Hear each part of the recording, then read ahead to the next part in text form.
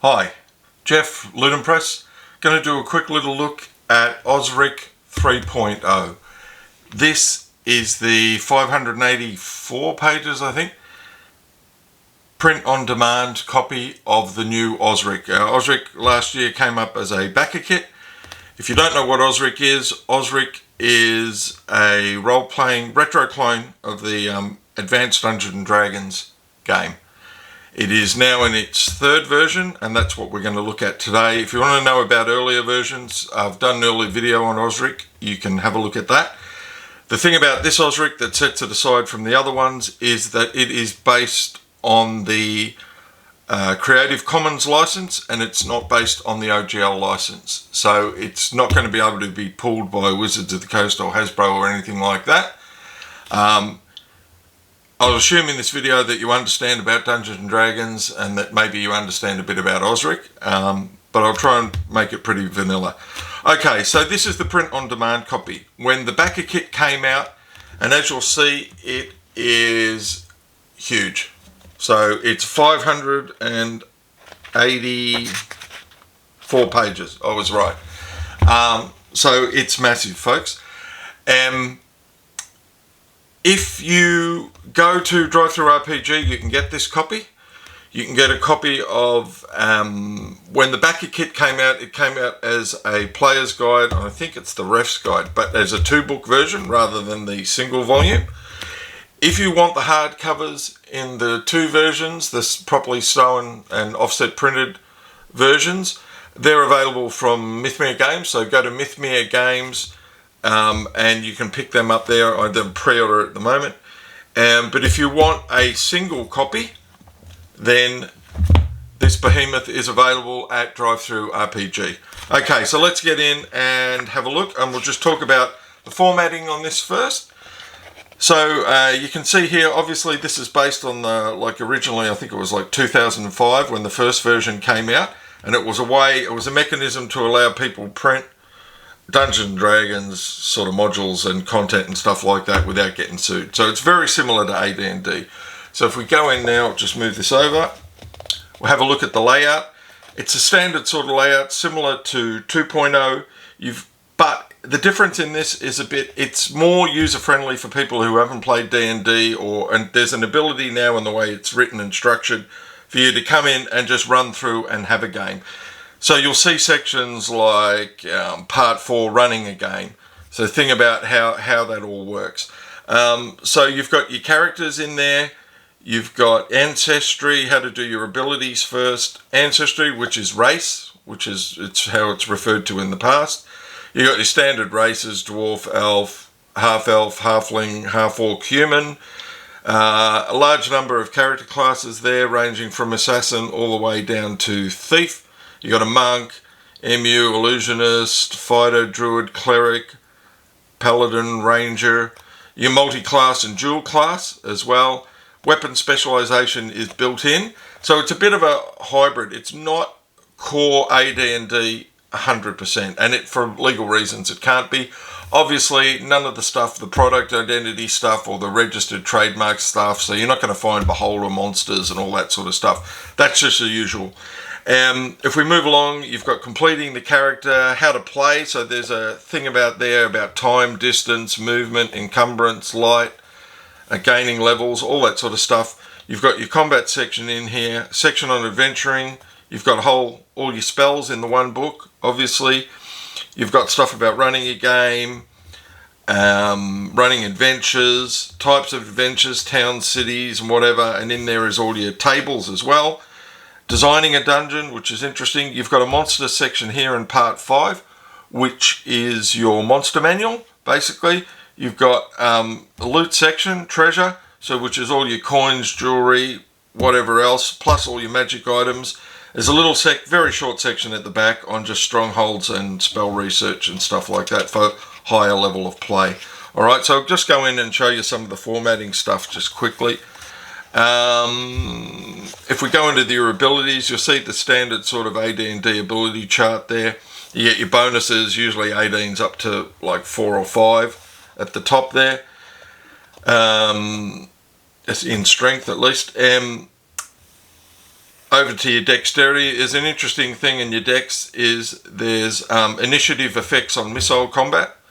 So higher dexterity modifies your segment in which you come in at when you're choosing initiative, which is interesting. If I move through to your races, when you see a race, like let's look at the alpha over here, one thing I'll talk about just while I'm on this is formatting.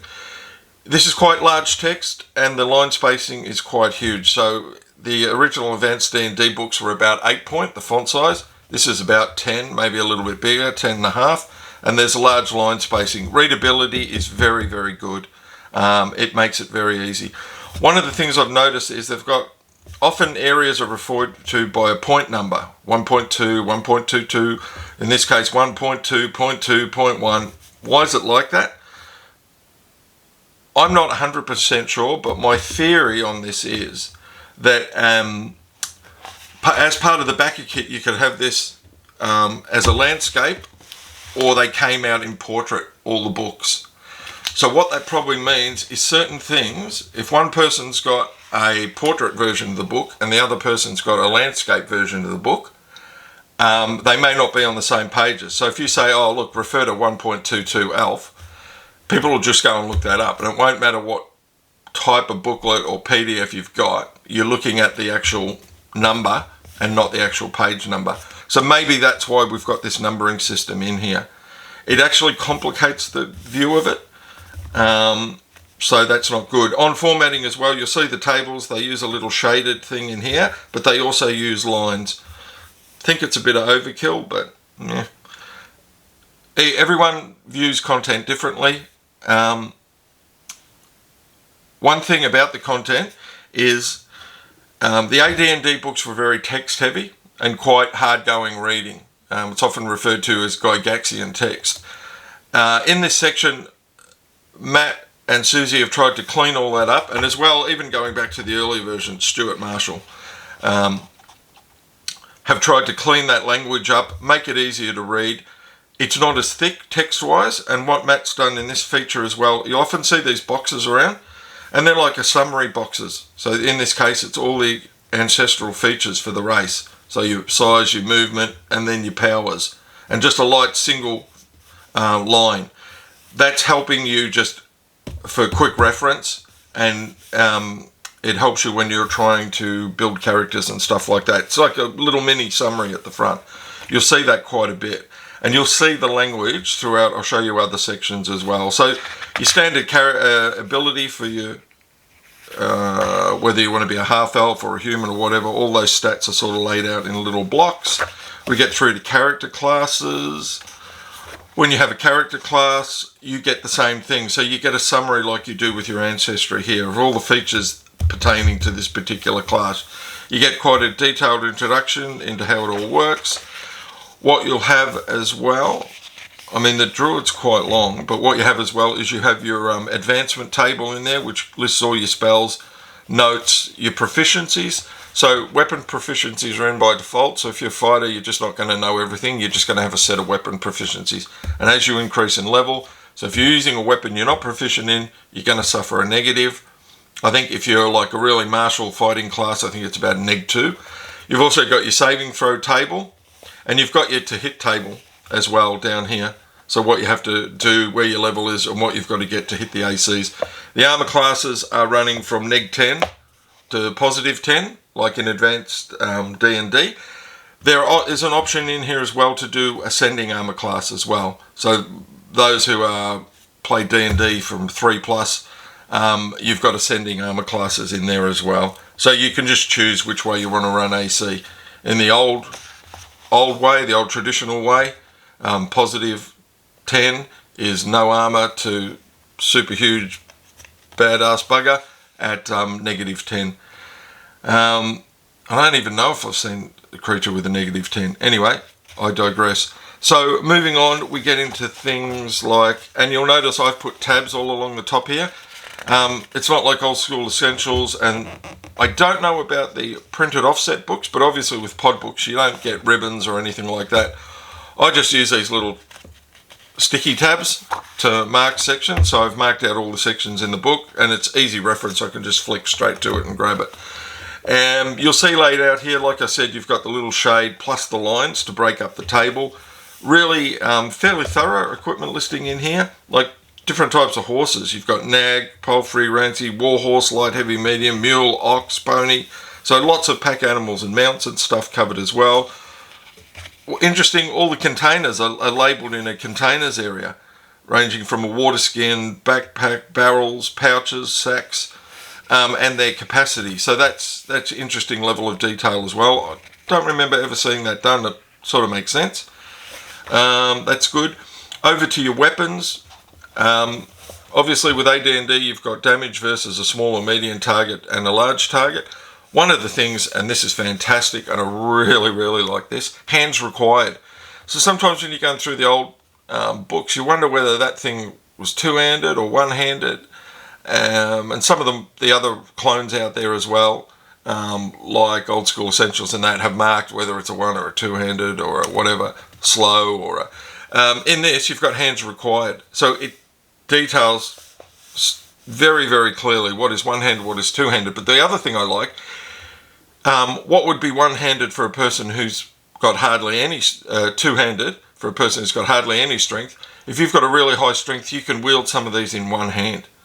So, and it applies not just to fighters. So if you're a cleric and you're just got 10 strength or a 9 strength, you're going to carry a light mace.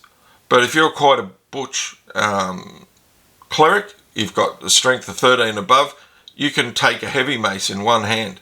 So you're going to have more crunch. So it's adding more value into the strength as a characteristic for combat, which is sweet.